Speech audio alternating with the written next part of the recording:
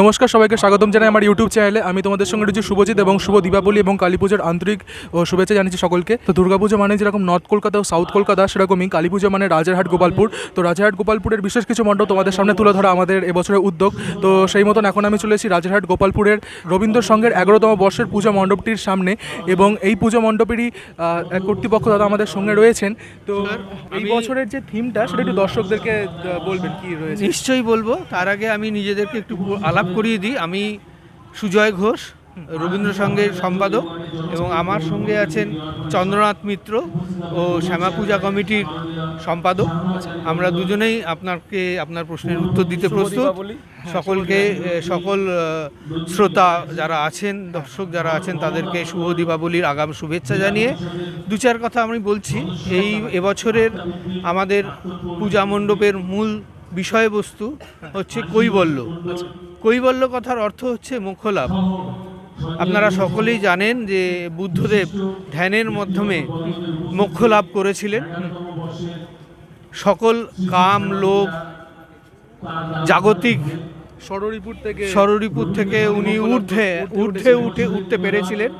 এবং আমাদের এখানে শুধু মোক্ষলাভ নয়, এবং এখানে আপনি ভেতরে গেলে দেখবেন এখানে বিষ্ণু শায়িত অবস্থায় আছেন, এবং আরও বিভিন্ন ধর্মের একটা সমন্বয় আমরা এখানে আপনাদের সামনে তুলে ধরেছি। এবছরের আমাদের এটাই প্রধান বিষয়বস্তু। আচ্ছা, সত্যি একটা খুব সুন্দর এবং একটা ইউনিক চিন্তা ভাবনা লাগলো। তো চলো তোমাদেরকে সিনেম্যাটিক শর্টসের মাধ্যমে পুরো মণ্ডপটি ঘুরিয়ে দেখাচ্ছি। যদি ভালো লাগে তাহলে অবশ্যই এটি লাইক করে দিও, এবং চ্যানেল নতুন হয়ে থাকলে চ্যানেলটা অবশ্যই সাবস্ক্রাইব করে নোটিফিকেশন বেলটি অন করে নিও, এবং ফেসবুক পেজ থেকে দেখে থাকলে অবশ্যই পেজটি লাইক করে এবং ফলো করতে ভুলো না।